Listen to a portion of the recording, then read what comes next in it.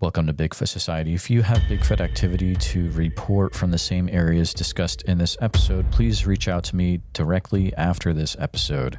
And if you'd like to be on the podcast to discuss a personal Bigfoot encounter, please reach out to me directly at bigfootsociety@gmail.com. Do you wish there was more Bigfoot Society to listen to every week? Well, there is now. If you become a supporting member over at Patreon, you get a special members-only episode every single week on Wednesdays, and sometimes even more episodes. Head on over to patreon.com/the Bigfoot Society. And now let's get on with the show. All right, Bigfoot Society, we've got the privilege of talking to Nate tonight. Nate is an individual that's been a listener of the show, but also we got connected about some interesting things that have taken place over the years out there in his area. You've got your Eastern New York and Western Massachusetts. So we'll be talking about some really interesting things tonight. But Nate, welcome to the show. How's it going, man? Hey, thanks for having me. I'm glad to be here. Glad to talk about this to someone who will listen. Absolutely. I mean, it's always a great time when we're able to talk Bigfoot and give individuals a safe place to share what they've experienced. But, you know, Nate, I want to make sure that you've got all the time that you need tonight, because it sounds like we have a fair amount of things to go over. But feel free, you know, if there's anything else that listeners need to know context-wise about yourself, feel free to share that. But I'll also let you get right into it, man. Great. Well, yeah, I'm living now in the Berkshires, right on the border of Massachusetts, New York, and Connecticut, and grew up in Colorado. Spent most of my, all my childhood there, and then some of my younger adult years there, and plenty of weird experiences, but nothing Bigfoot related out there. Nothing until I got out here. I spent most of my career working in the nonprofit sector, working for different conservation organizations in Massachusetts and New York, and kind of where all my high strangeness and my one potential sighting happened is in Eastern New York, right on the border of Massachusetts, where I was working for a conservation organization, and I was working as basically a cartographer, but more using GPS and GIS to make maps and document properties that were going under what's called a conservation easement, where they give up their development rights or a certain amount of their development rights in exchange for protecting the land and also getting some kind of tax break. So in my specific role with this organization, I got to go all over this amazing county to incredible private properties, public properties, private properties owned by rich and famous and wealthy, and people that built the U.S., like Rockefellers and people like that. So it was a pretty cool job where I got to see a lot of places that not a lot of people went to. All this time, Bigfoot was never on my brain. I was a big fan of Harry and the Hendersons growing up, but had kind of gone on into different interests after that, and have always been interested in nature, but Bigfoot was definitely not on my brain at that point in time. And so kind of, as before I get into my sighting here, kind of give some anecdotal evidence of some of the things that were happening.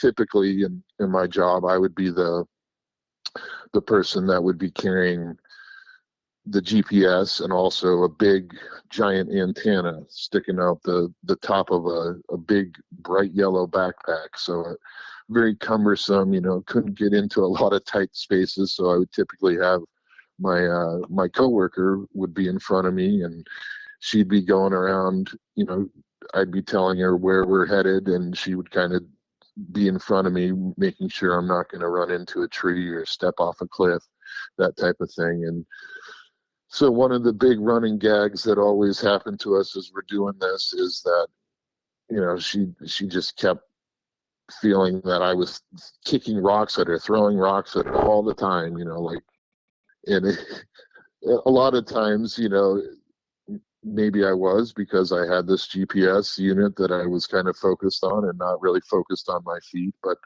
there's no way that I'm hitting her with all these rocks that she's complaining about. And then half the time I'm also getting pegged with acorns or pine cones or rocks as well. So, two smart people never really questioned why this was happening. And, just kind of focused on our job, just kept kind of going along.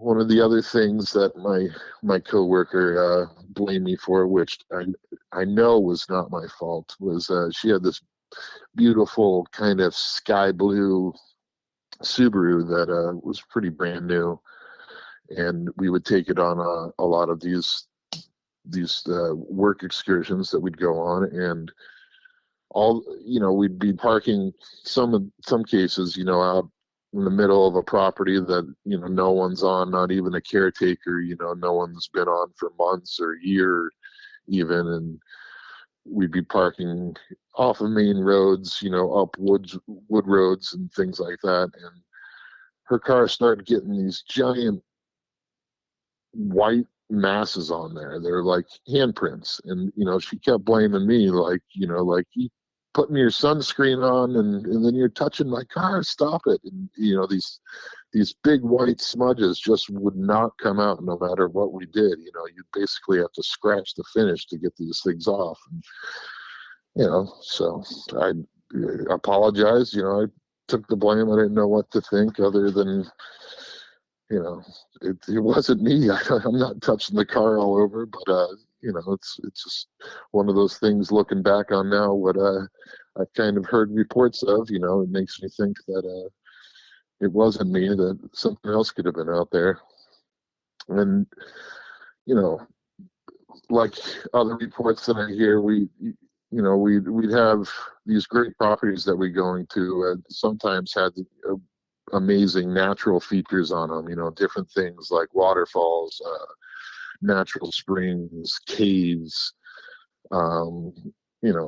different things. And, I don't know, more often than not, every time there was a special place that we'd really want to get to, for some reason or another, we could never get to our final destination because the equipment would have some kind of malfunction. The GPS would say we're 2 miles north of where we actually were, and we would always have multiple different pieces of equipment, to make sure that we were able to do our work with a certain degree of accuracy. And so, it was really impossible for some of these multiple things to be acting up the way that they were, and especially, this one case where we were trying to get to the entrance to this cave, it just didn't add up. We're fully charged batteries. We can tell how many satellites are up in the sky that are providing more data to us to triangulate where our location is so that our accuracy improves, so that, everything's showing that we should be collecting data and moving where we should. But weird things happening, and sometimes we couldn't get to these locations. Sometimes we'd have to come back on a different day to try and get there, and just a lot of weird stuff like that.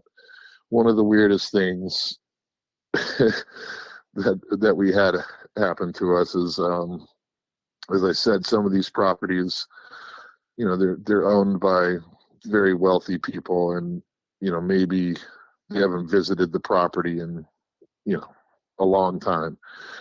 That was the case with this one property we're at, and as we're going up the driveway, the grass is about 3 feet tall, and it's just got this spooky vibe to it, even though the house is kind of like a newish type house.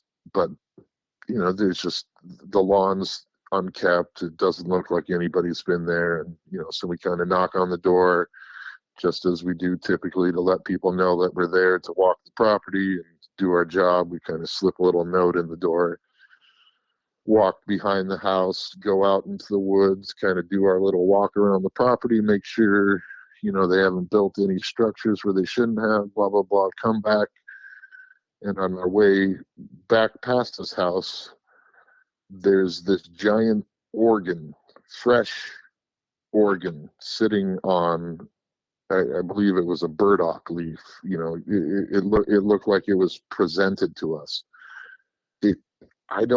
We both of us swear that it wasn't there as we walked out there, because we passed, right by where this thing ended up on our way back. And, neither of us saw it when we were going out there, but it was one of the weirdest things that ever occurred to us. And, needless to say, we got the heck out of Dodge, as soon as we saw that. So all that kind of took place between 2010, 2013, 2013, probably, I think it was probably in May, getting up as I normally do, getting out the door to head up to work, 6:30, 6:45, something like that. And the way I got to work up in Chatham, New York, was taking the Taconic State Parkway. It's a beautiful road that kind of gives you an alternate drive to get up from New York City up, basically up to I-90, which would get you to Albany. It's a 50-mile-an-hour road, 2 lanes in either direction, and there's no commercial traffic allowed. So it's, it's a very leisurely country drive. It's slower than taking some of the other routes, but it's a nice route to travel. And so I loved it. There's lots of nature every day when I was out there, because when I traveled that time of morning, there was typically no one out there. So I'd see a lot of deer, a lot of hawks, whatever. On this particular morning, as I said, it was, sometime in early spring, before everything was fully greened out, but, starting to get there. And I'm heading up north on the parkway, and on either side of the road, both north and southbound, there's steep embankments off either side of the road. They go down. Sometimes there could be little creeks at the bottom, patches of forest. The north and southbound lanes aren't right next to each other. Sometimes there could be quite a bit of land in between. And so as I'm heading northbound, I'm kind of at the base of this hill, and this hill has a large rock outcropping that basically was, half of it was blasted away to make this portion of the road. And so it's this large cliff face on the right side, which would be heading east. From the west side, left lane, I see just something get up over the guardrail when I'm at the base of this hill, and I can see it's perfectly kind of silhouetted with the sky behind it, and it makes one bound kind of in the middle of the road, goes horizontal, and then is completely off into the median after that. And so I'm at the base of this hill, and I'm like, I'm gunning it. I want to see what this is. I'm pretty close. I'm 100 yards, 75, 100 yards away from this thing as I see it. So if I can get up this hill, I'm going to be able to see this thing on this rock cliff, or maybe it hasn't been able to climb up the rock face, because whatever it is, it's going to have a tough time regardless. So I get up to the top of the hill, and there's nothing there. I mean, this is a 50, 60 foot rock face, pretty much straight up. If it's a deer, they're probably not even getting up it. If it's a billy goat, maybe it's getting up halfway. Like I should be able to see whatever this thing was, and there's nothing there.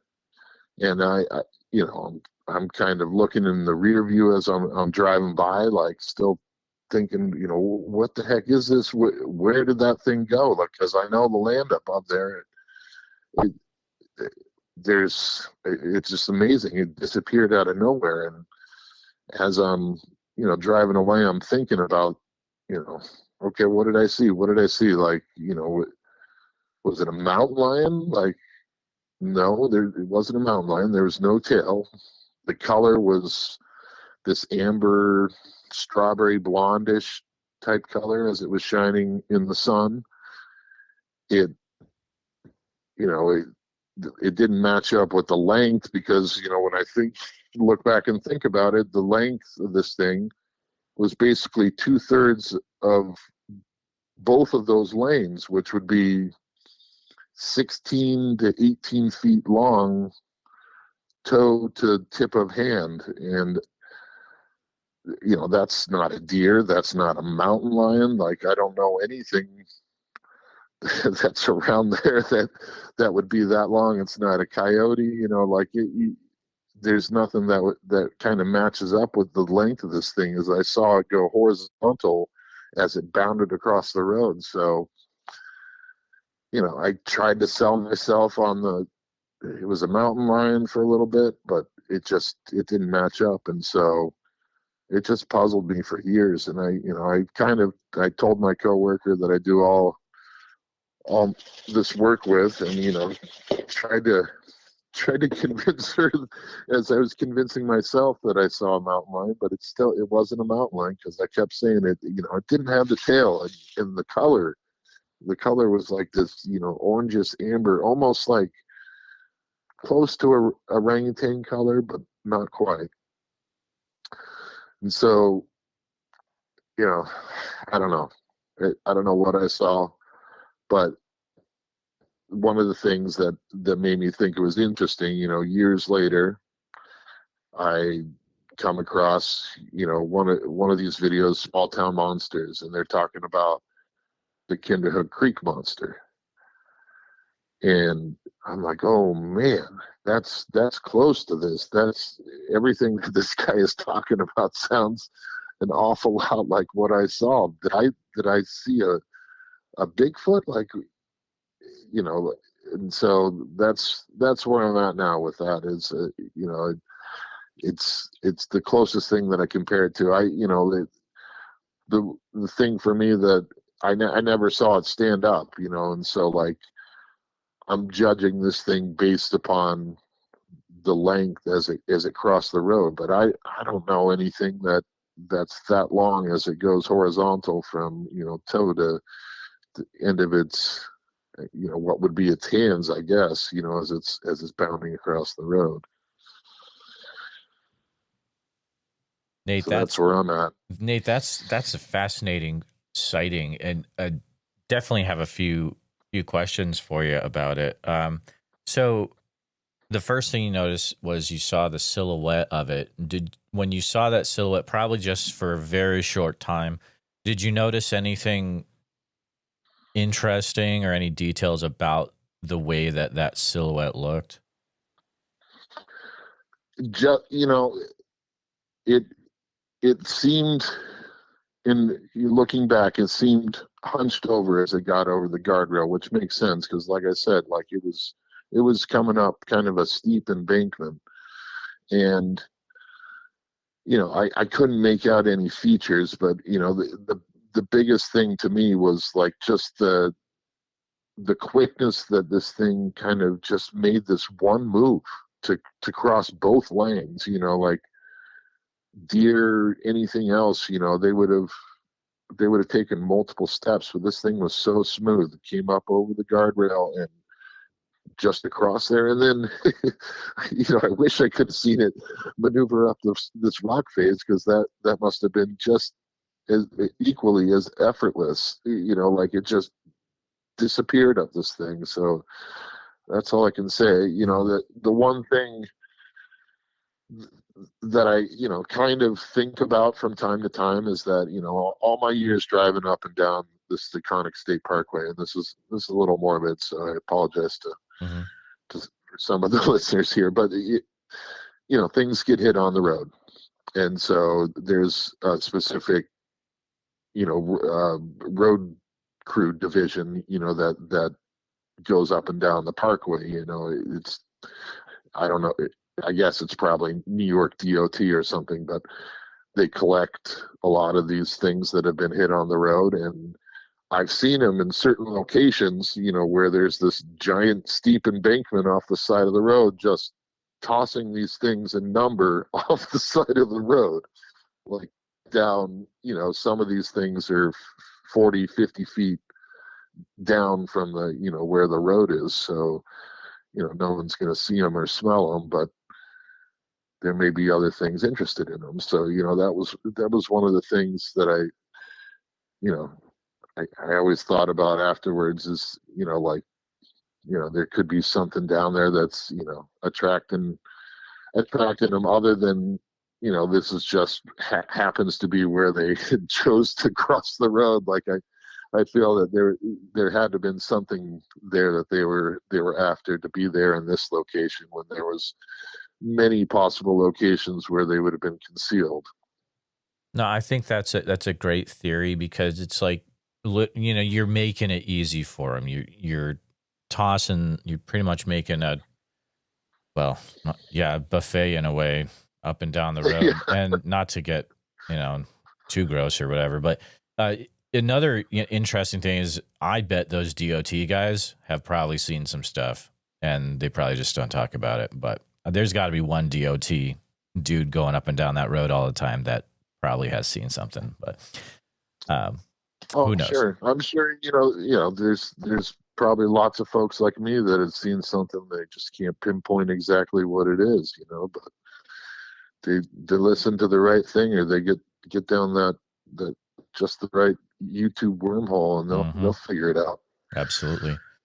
Now, when you were watching it go across, just for very quick, were you able to see a distinction between the different, I guess, legs, or the arms and the legs? Could you see a difference between those? Thinking back on it, no, because I feel like when it took off from the left side of the road, it clearly, it was using its legs. And I think, when it kind of hit at some point in the middle of the road, I don't remember seeing the legs come down. So I think, that must have been the arms, front paws, whatever. So I couldn't see them individually, because they both kind of acted at the same time, whether it was the legs or arms. The way, and it was, yeah, go ahead. And, like you said, it was just so quick that, I was about a football field away from it, so it couldn't pick out as much details as I wanted to. Absolutely. I mean, that would be tricky, especially if you were a type of person where you were wanting to see it, and you're like, man, can't go faster, must go faster. That would be terrible. Oh man. Yeah. And luckily, there was no one behind me. So, as I got up to this thing, I was able to slow down to a degree. I probably was going, 35, 40, at that point in time, because, I'm kind of hunched. I had a Toyota Corolla, and hunched down, like looking up this cliff face, trying to see what's up there. So I slowed down enough that, I should have been able to see something. And then as you go past this thing, I knew the land, so I was looking in my rearview mirror, because you can kind of see up on top of this bluff. It used to be a hill, but basically it was cut in half as they made the road. So up on top's all flat and forested, so you can kind of see up there. Nothing. It's interesting how the orangutan thing gets brought up more times than not. Even on the east side of the country, had an individual that saw one that reminded him of that as well, in the South Quabbin reservoir. I think it was back in the 90s. Hmm.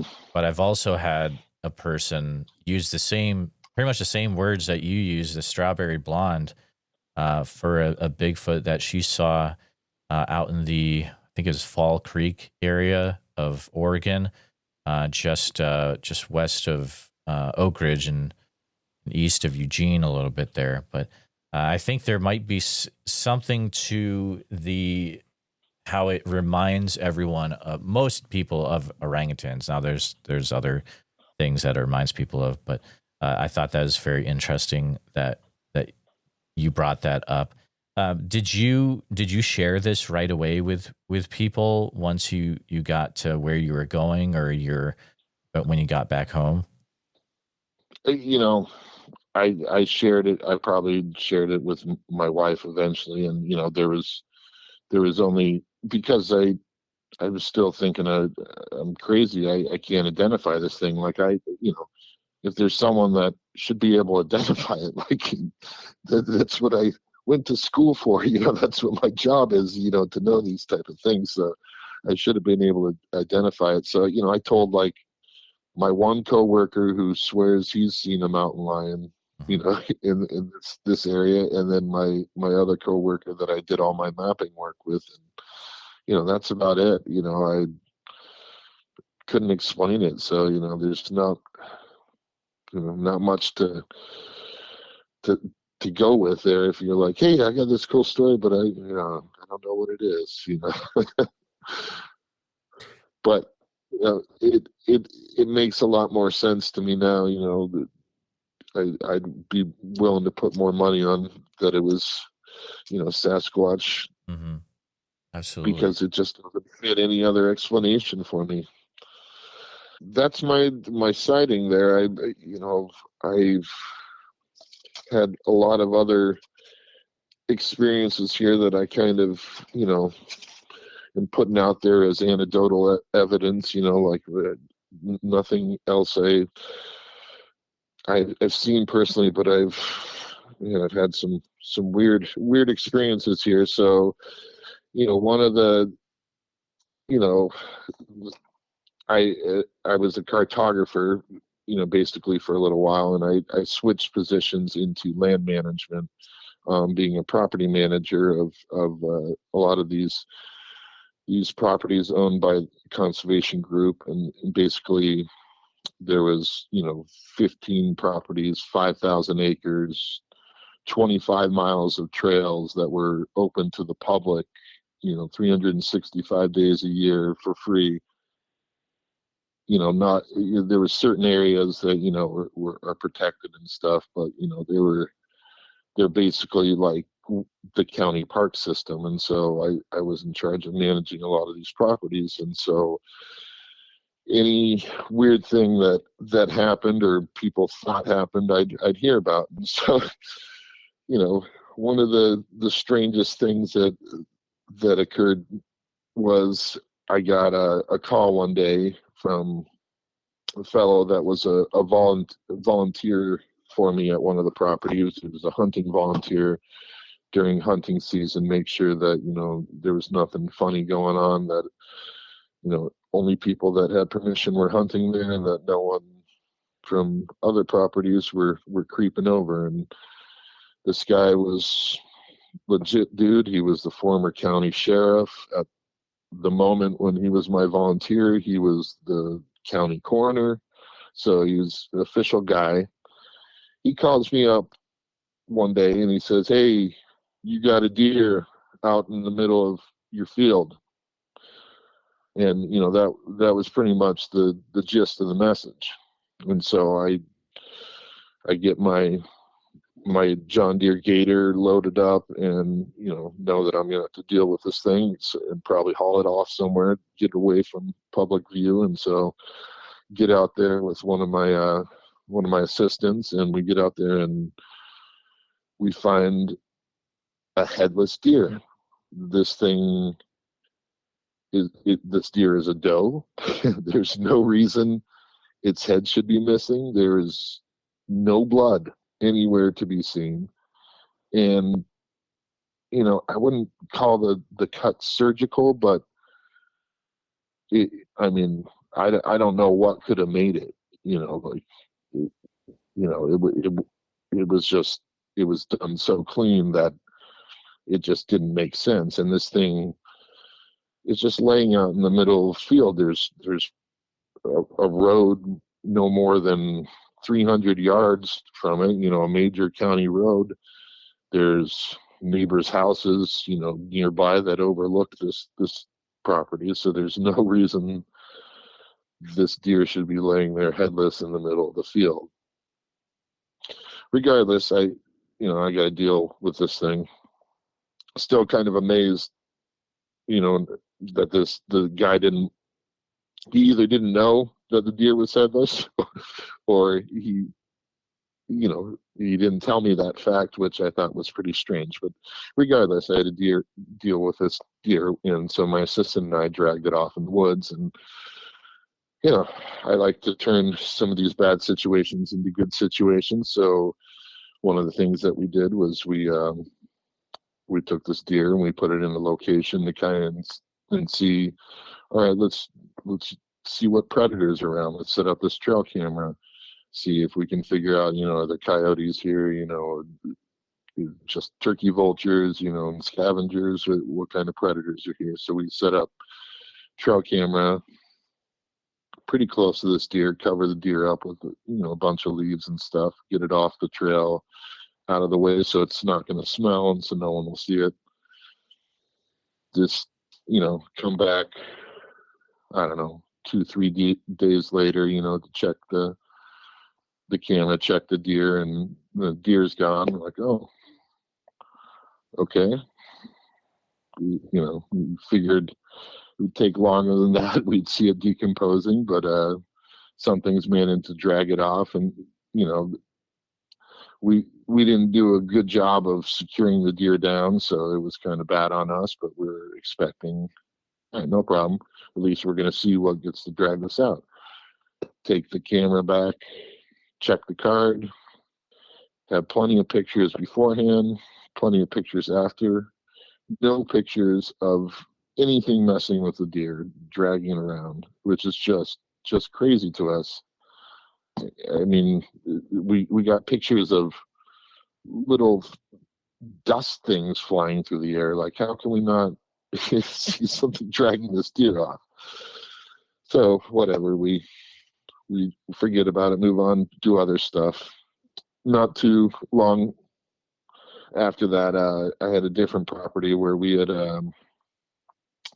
moved a parking area because there was some shady activity occurring on this property, because the parking lot was pretty far off the road. So we moved the parking lot very close to a public road so that we could get patrolled by the local police more often, and just not be a bother to some of these neighbors. So in order to comply with the town and all the neighbors' demands, in moving this parking lot, we had to put up a fence along this trail, which was an all-access trail. Basically, anyone with any abilities should be able to access this trail. And so we put up a fence along it, and unfortunately we forgot to notify the deer, and one of the young deer ended up getting hung up in the fence and ended up dying, which was pretty unfortunate. And of course, I got a panic call from some visitor that saw this thing, so we had to rush out there and deal with this thing. And so again, we got this deer at this particular property. I'd been told by neighbors that there's packs of wild dogs roaming around. There's way too many coyotes. We should be killing, every coyote that we see. So in my mind, I'm thinking, all right, here's a golden opportunity. We're going to take this deer. We're going to take what we learned from the last one. We're going to tie this sucker down, get it in a location where nothing can drag it away. And we're going to put a camera on it. We're going to see if there's packs of wild dogs out here, all these coyotes that are the neighbors claiming out here that he wants to shoot. And so same thing, set it up. We drag this deer out. It's hard for us to get it in this location. There's small pin oaks, scrub oaks everywhere. And, we're having a heck of a time getting this thing in there, finally get it in, tie it down to, one of the nearby stumps or stalks of one of the trees there, and set up the camera. And same thing, we get some pictures beforehand, which some of them were kind of interesting, like I'm nearly certain it was all moths, but you get some of these cool pictures that almost look like what they call rods, where it's kind of the cylindrical tube in the middle and kind of has this helix looking swirl around it. I'm pretty sure it was just insects, but they were interesting nonetheless. And one of the pictures, kind of almost had like a misty fog in it. And then next thing you see me looking at the camera, like, again, there, all this activity, like something took the whole deer, moved it from this location without triggering the camera. And it's not like, someone can come over and view the pictures and delete them. It's not one of those type of cameras. You actually have to take the card out to view it, so you would need a separate device, or you need to go back to the office and plug it in to view it. And so this is the second time it's happened to me, and I can't explain it this time because, where we set it up, you would have to untie both feet, and you'd have to basically either have two people, or you'd have to put this thing over your shoulder to get it out of there, because all the trees were so tight, it would be impossible to drag through there. You'd be constantly hanging up on roots on the ground. And so that was just a mystery to me. And, this property, I know, there's a lot of homeless activity, homeless people living there. It's just north of the city of Hudson in New York, right along the Hudson River, right along the train track. I've had to evacuate a lot of homeless people from there. So is it possible? One of them? Yes, but I mean, why chance it with a spoiled deer? And how the heck they even know this deer was in there in the first place? So I just can't explain that. At the same property,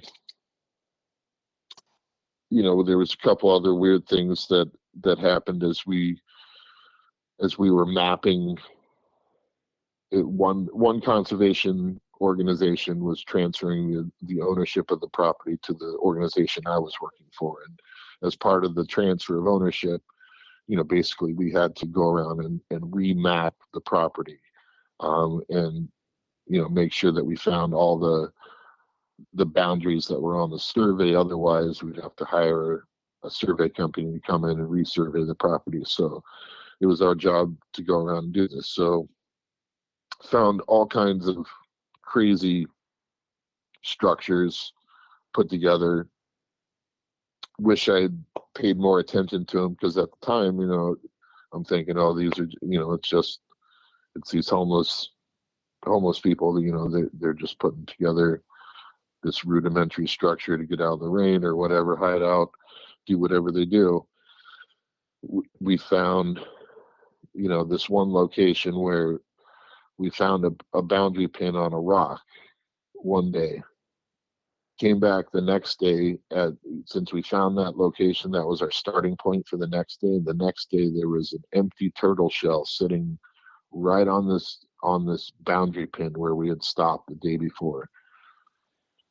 Someone could have put it there. It wasn't on a trail. It wasn't anywhere that typically public would have gone, but it was a very bizarre find.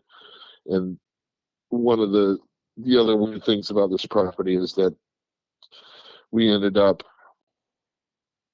possibly seeing what other folks had told legend of on this property, which was, an albino deer.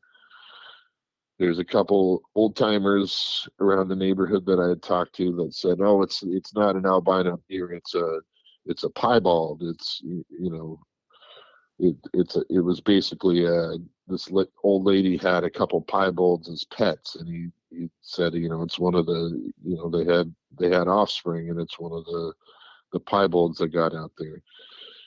As we were doing the mapping, we were in a certain location of the property and ended up hearing all this crashing, and we were able to kind of take a picture of this flash of white in the woods. Couldn't tell what exactly it was, or whether it was a white deer, white whatever, but we did see a flash of white there, which was pretty cool. Never really followed up on it much after that, but still think of it often, because it's, if it was one of these piebalds, that's kind of crazy that they're living on after this lady had basically had them as pets in her yard and passed on many years prior to that. So that's that property. There's a property down in Ancrum, New York, that was owned by a wealthy heiress, and she had decided that she was done owning the property. It was about 1,200 acres of prime farmland, forest, mountains, and she had decided to give it to the conservation group that I was working for. So as part of the transfer of ownership, I was part of the team that was going around, again, mapping the property, basically documenting everything that was occurring on it at the time to make sure that there was no environmental hazards, that type of thing. Once again, like trying to get to some of these interesting natural features, like the highest point on the property where there's an amazing bluff and views, we would just run into all kinds of equipment failures, and we get there by foot, but the way that you go by foot takes twice as long. So it's just constantly frustrating, and we tried it multiple times with the equipment, and it was not working out. Fast forward a little bit, we continued on a different side of the property. We come across this really kind of neat bowl area that's just up from this trout stream, and we go down, we get to the bottom of it, and there's a rock wall behind it, and it just looks like a natural amphitheater almost. And you get down to the bottom of it, and it's just littered with bones, like deer bones of all sorts everywhere.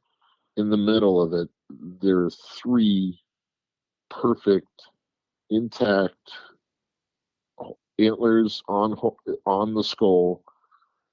Nothing's chewed it, no rodents have been on these things, and they're just bleached white, and they're just everywhere. Thinking back on it, I don't know whether the other bones were broken in half, whether they were whole, because I was mostly just focused on these racks. They're perfect. Like, what hunter would leave perfect, horns and antlers just sitting there in the woods, like, and not come back for it? We documented it, GPS, took pictures.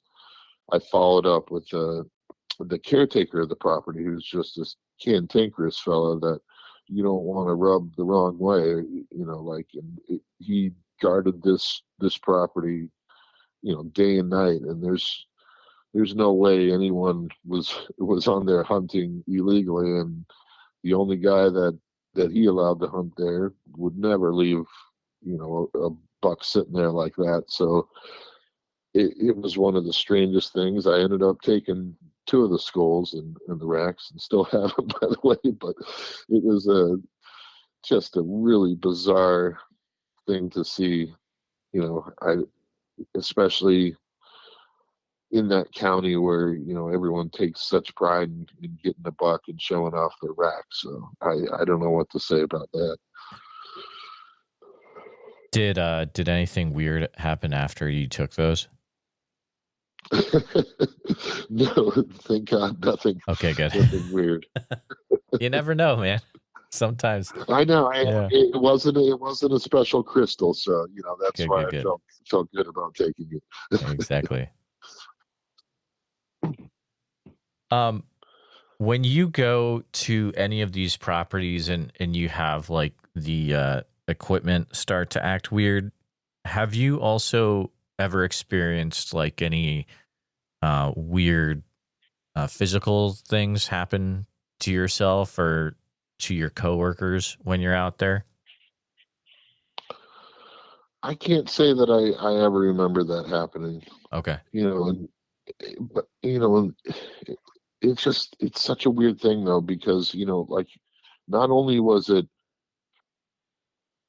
GPS crapping out and basically sending like a false signal, but then also had the classic, like, be it full battery or even have the battery plugged into the 12-volt, like the iPad, whatever we were using, and these things just dropping. And it wasn't like we're out in negative temperatures. Like we're out in normal conditions. Like the equipment doesn't work in extreme conditions. So for it to be multiple things, that's what really weirded me out. Like one thing go wrong, that happens, but like to have all these different ways for the equipment not to be functioning. And then also the fact that we've had this happen to us before. It's not our first rodeo. We'd have other pieces of equipment as backups that, once again, wouldn't be able to function as the backup. So it was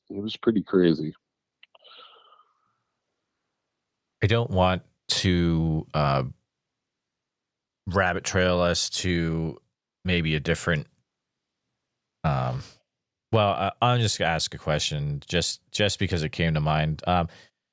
You're familiar with the Berkshires and that area. Have you heard of um, Bigfoot related activity, weird stuff happening specifically in like the southwest corner of the state of Massachusetts, like around Mount Washington? Yeah, Okay. that's where I live. Yeah. Yeah, gotcha. Um, there's Well, I yeah. guess I shouldn't say I have seen multiple reports on BFRO. I Oh, haven't gotcha. actually heard Gotcha. from anyone that is weird stuff, but yeah, I mean that's my research area. that Gotcha. that's that that's where I go. I haven't. I've had a couple feelings about I'm in the right location, that type of thing, or feelings of you should not be here right now, type of things there. But yeah, I can't wait to go back. It's been closed up all winter, so that's where I will be going as as soon as mud season's over. That's awesome. So you're saying that sometimes you'll be in these areas and you'll get just like the hey, it's time to go type deal. Yeah, especially there was one time where both me and my lab were up there, and it was like this, felt like giant wind coming down the canyon, type of feeling, where we were just like, whoa, both of us just kind of stopped what we were doing, and we just kind of turned the other way and started heading back down, because I guess they don't know my last name, but I I don't typically follow the the trails that a lot of other people are going on. I'm going off trail, and I know a lot of people frown on that, but I am one with nature. I'm not leaving anything behind, and I'm very, very gentle. I'm stepping through the woods like a deer. So you know, even though I am off trail, I don't feel I'm doing any harm to the nature there by what I'm doing. But yeah, I'm right there in Mount Washington, and so some of the weird I've had a couple weird experiences right here. I'm right on the Appalachian Trail. Like you walk, 5 minutes. I guess it would take you 5 minutes just to get up the hill, and you're right on the Appalachian Trail. It crosses my road, and we're pretty much surrounded by Appalachian Trail Conservancy property, whether it's stuff that they owned or whether it's property that's protected by an easement, from development. And I think it was 2022, and I want to say it was probably the second to last week of September, somewhere right around like 21st, 22nd, or something like that. And I'm outside just kind of doing some yard work. I got the weed whacker going, trimming some stuff down in front of the house here, and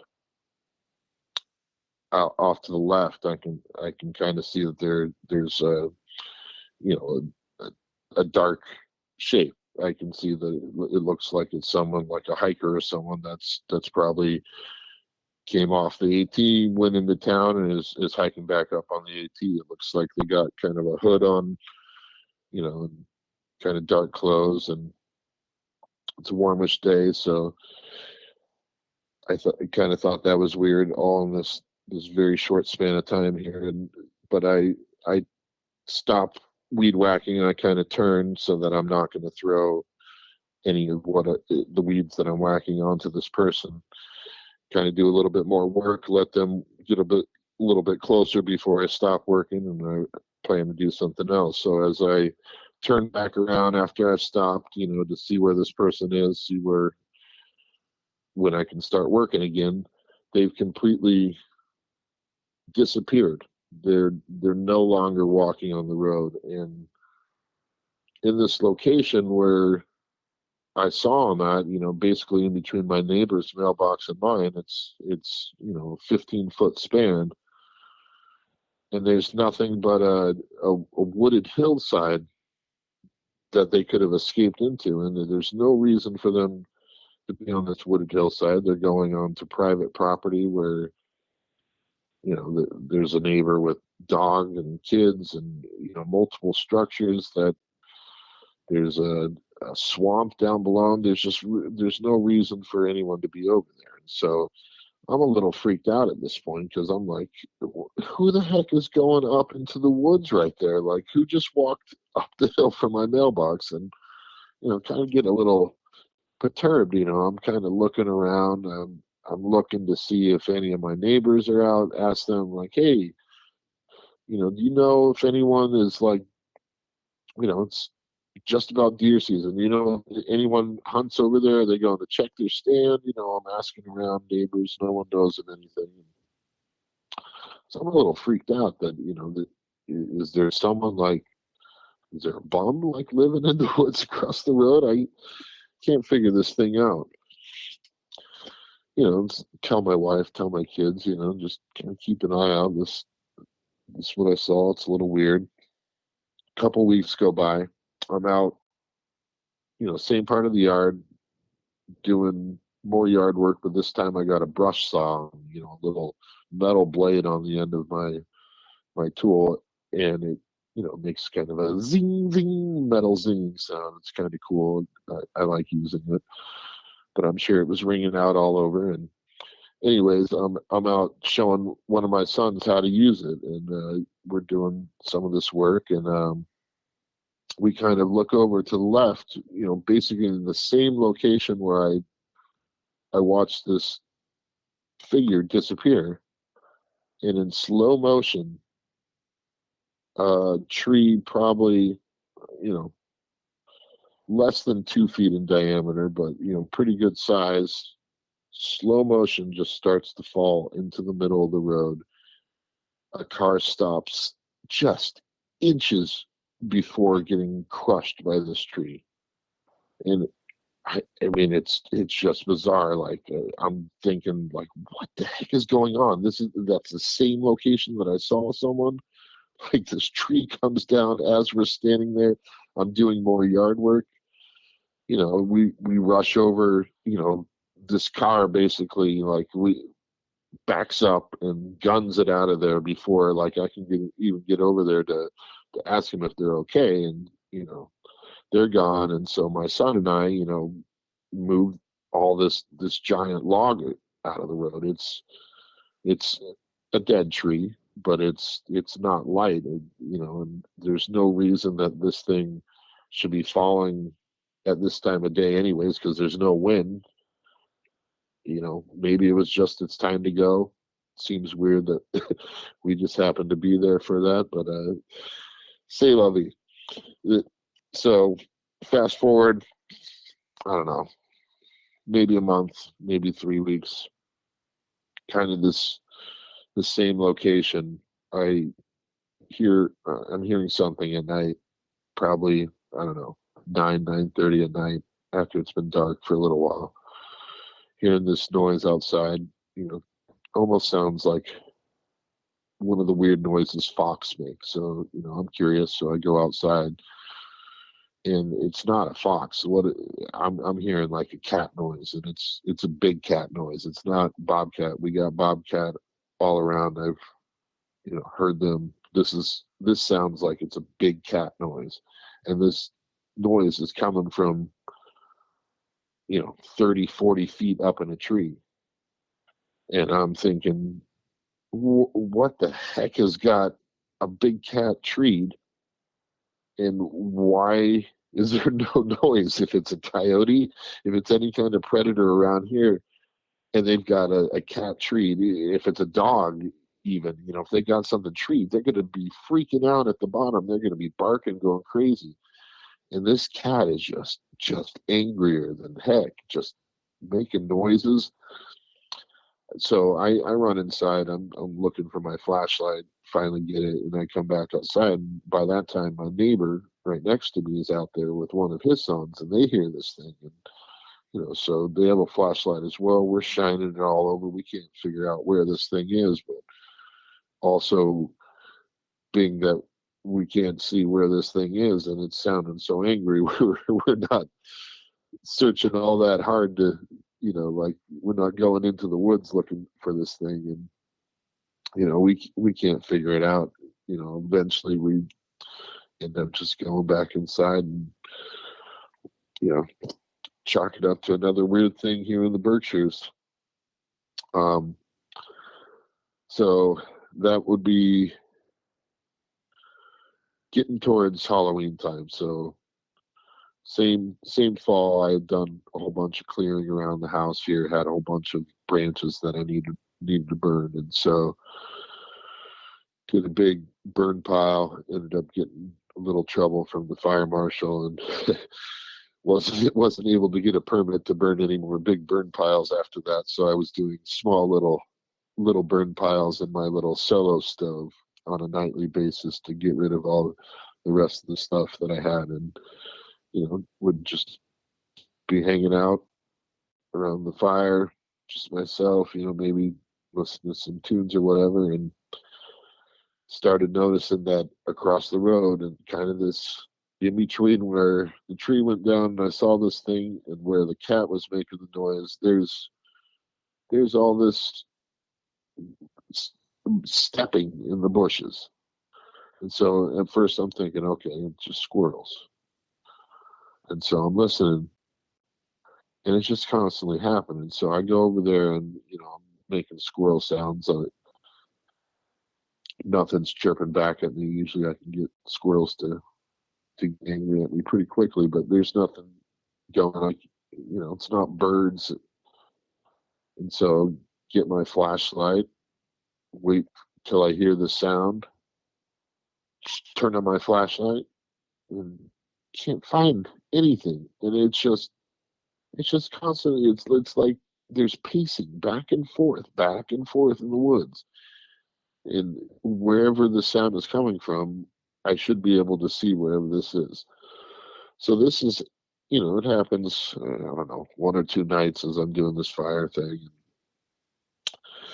Come home one night, drive up into the driveway, and my eldest son and his friend are just sitting there, kind of off of the base of the driveway, just looking across the road. I'm like, hey, what are you guys doing?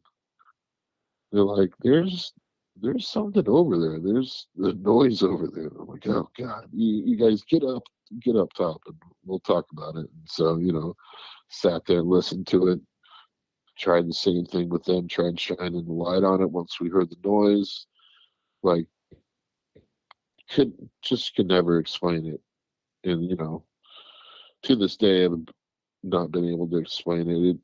The noises I've found that they stop basically November to April.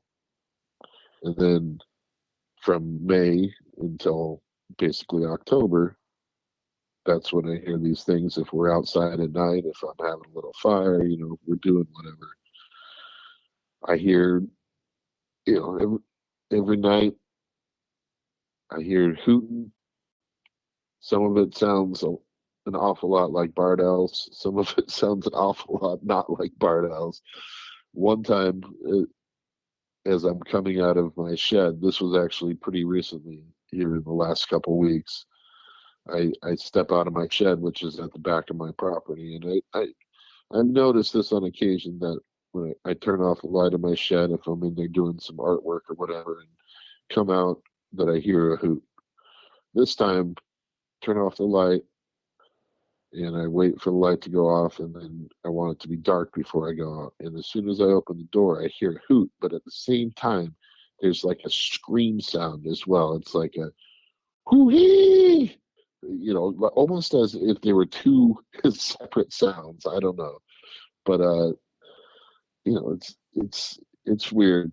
We found deer legs just separated, left around, the yard, back up on the hill where we walk our dogs, just behind our place.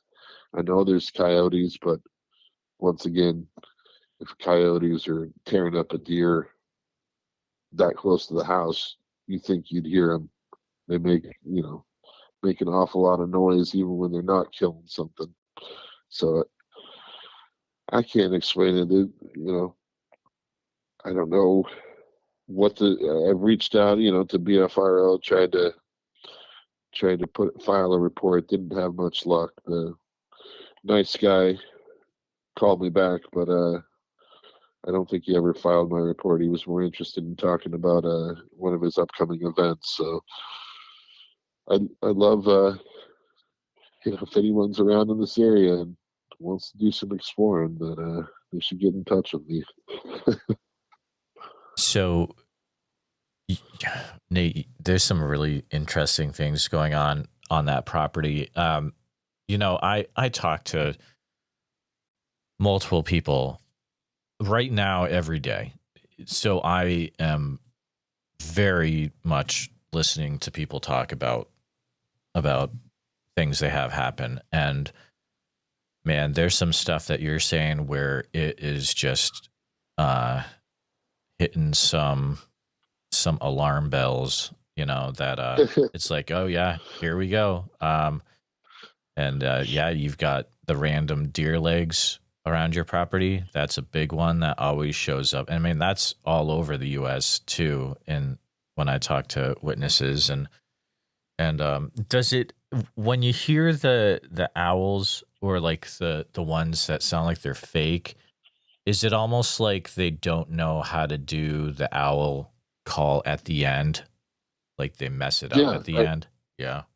Yeah. I mean, for instance, like last night with the blood moon, like, oh yeah, I was listening to 4 barred owls talk, right out behind my shed. Like I turned off the music, stood outside the door in the dark, and they were just communicating back and forth. And this was, this is barred owl. Who cooks for you? Who cooks for you? Like that.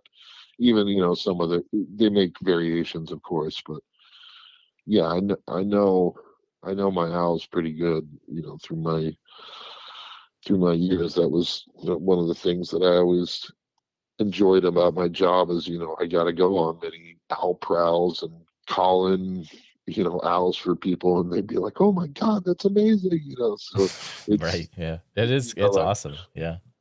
I feel I know I'm pretty good, and once again, there are variations. Like even if you go on any of the apps, you can hear that they don't always make the same sound, but some of them are just too weird, and lower range as well. Like like the lower range to me is kind of one of the things that I'm trying to listen for the most, because I've heard that a couple times. And there's multiple communications going on as well, whether they're mimicking real owls or not. Like because you can hear it kind of echo around the forest.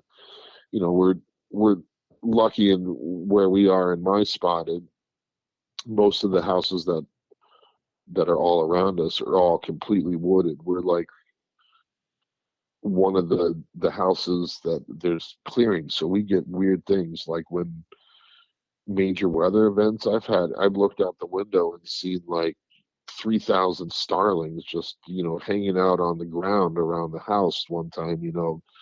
This winter, I want to say it was a blue heron. I hope to God it wasn't a thunderbird or something creepier than that. But I walked up to my shed in the dark, and this must have been October, and all of a sudden some giant winged thing flies off of the top of my shed. Like basically this bird had been on top of my shed just laying there.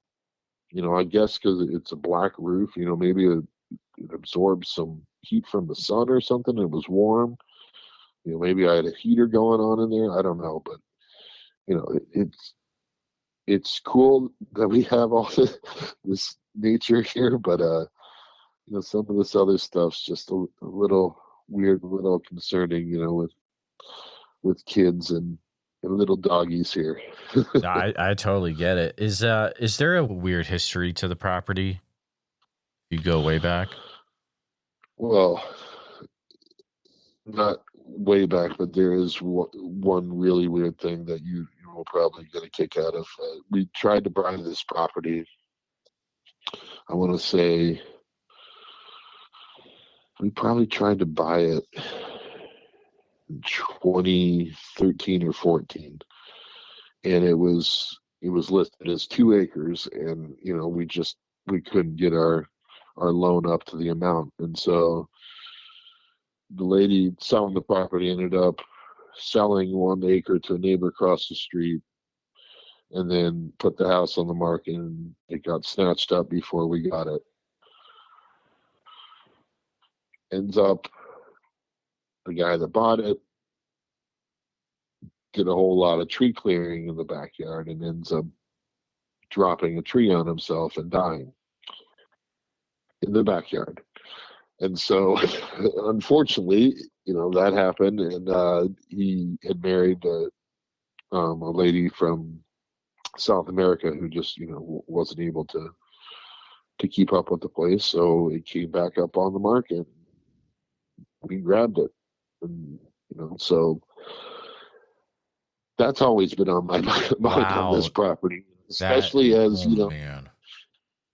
Even after the lady left, she would show up from time to time, like without like letting us know, and she would just be in the backyard, like laying flowers there and stuff. So like it was always cool with us, of course, because she's going through something, and we didn't want to be jerks about that. But Right. at the same time, it's like it's always in the back of my mind, and so hopefully he's here to protect us. Yeah. And he's here for good. I was not expecting anything like that. I was kind of maybe digging for, it used to have some Native American ties, if you go way, way, way back, but that is extremely interesting what you shared. And is she still randomly showing up to this day at times? No, I haven't seen her in a while. We still end up, we get mail for both of them all the time, but so sad. Yeah. And my neighbor was on the fire and rescue, the volunteer fire and rescue squad here in town, and so he was the first one on the scene because he lives right next door. So I, constantly get reminded about it every time I see him. But there's only been one time where there was anything weird, where I felt like I needed to evoke the Lord's name, just to clear whatever weird energy was in the house at the time. And, that's the only time it's ever happened, and nothing since. And I've never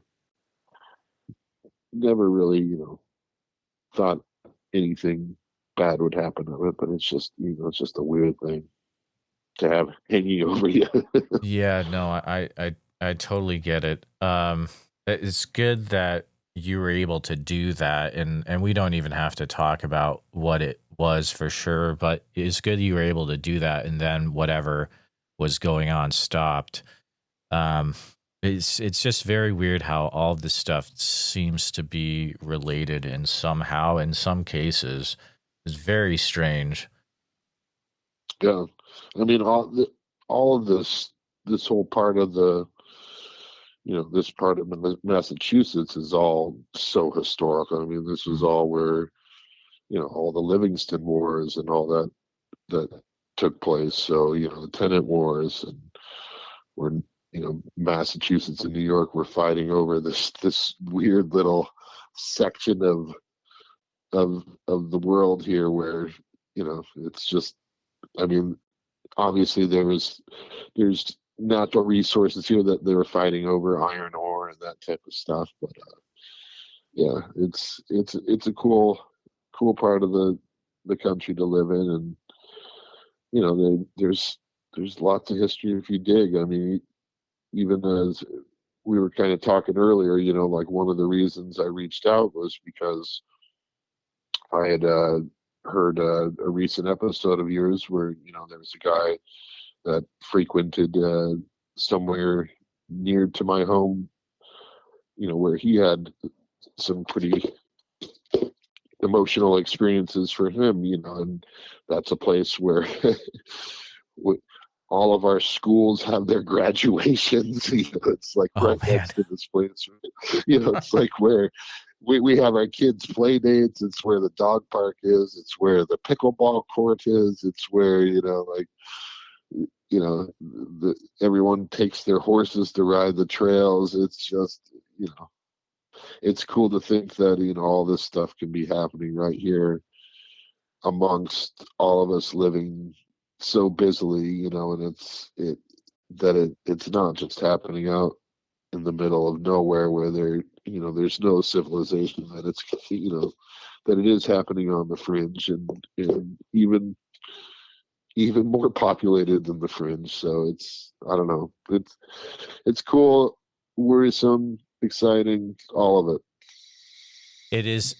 It's quite an area to live in. I mentioned every once in a while I grew up in Franklin County, which is up closer to New Hampshire, in Northfield and Greenfield area. But yeah, that Berkshire area is it's absolutely beautiful. But Nate, are you trying to? I mean, it sounds like you've been looking into this subject. So you're probably aware that if you want things maybe also to clear out, do you have like game cams up around your property at all, or? I have put them up, Okay. from time to time. Yeah, I don't have them up currently. I mean, my experiences with the game cams is, yeah, you put them up, you're not going to get anything on them. But I guess that's the point, right? If you don't want things around, put them up.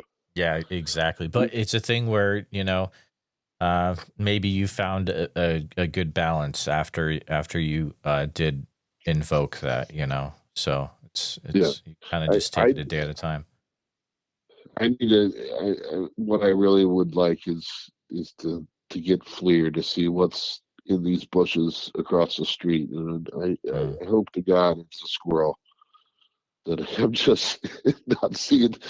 But who knows? Who knows? Well, Nate, it has been a really eye-opening time talking to you and learning more about that corner of Massachusetts and just the things that you've got going on there and across the border. And I just want to make sure that there wasn't anything else that you were wanting to share as well before we started to wind down the episode.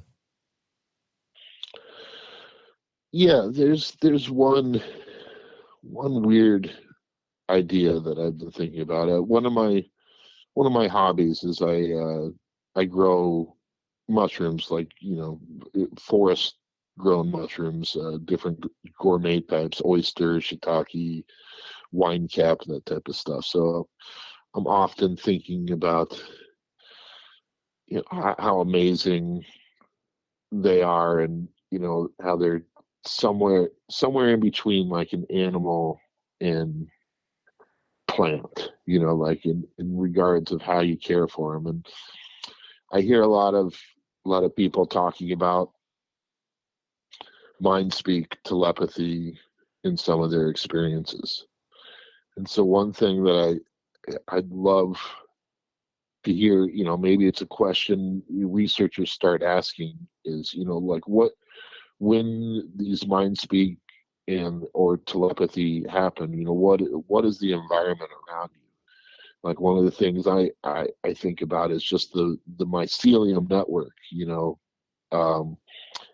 In the forest, there's so much fungi, and there's just this huge network underneath the ground, in the air, all around us, where there's a lot of communication happening with these different fungi. And there's even plants, trees send out communication to themselves.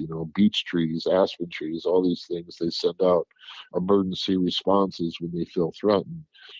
And so like, hearing where mind speak telepathy is happening, and then do you notice, is there mushrooms nearby? Is there, when you look at the ground, is it all mossy? Is it, are you in the middle of a very duffy, leaf covered forest? Where are these things occurring? Because not that I don't believe in some of the woo-ish stuff out there, but I'm looking for more logical explanations for some of these experiences that people are having. And I guess lover of sci-fi and X-Files and all these things, like I don't know, I think there could be something there, that perhaps it's easier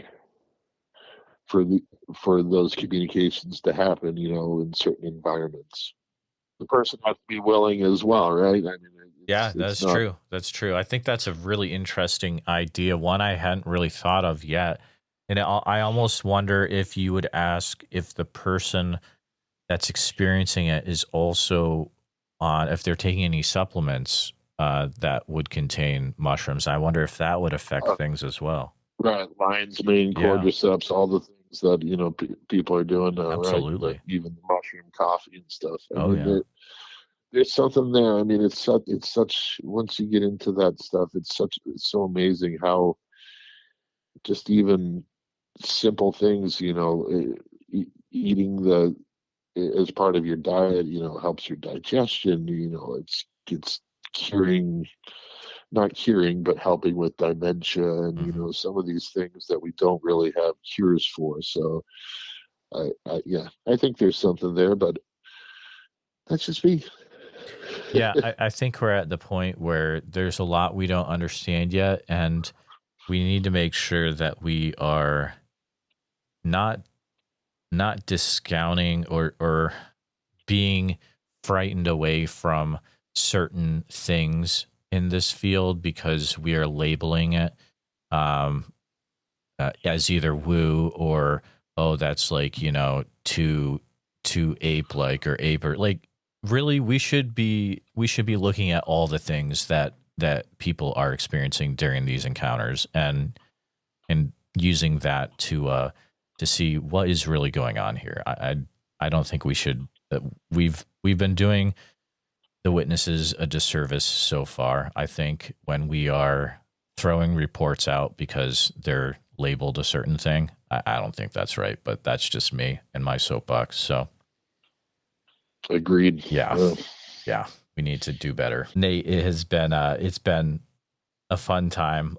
Keep me in mind if you continue to experience weird things out there, or when you're going out to these properties, I'd love to hear about it. I have a place for Western Mass always in my heart, and if there are people listening to this episode because it's Western Mass, I always put out a call if you know stuff related to Bigfoot up in Franklin County, Northfield and Greenfield and all that good stuff.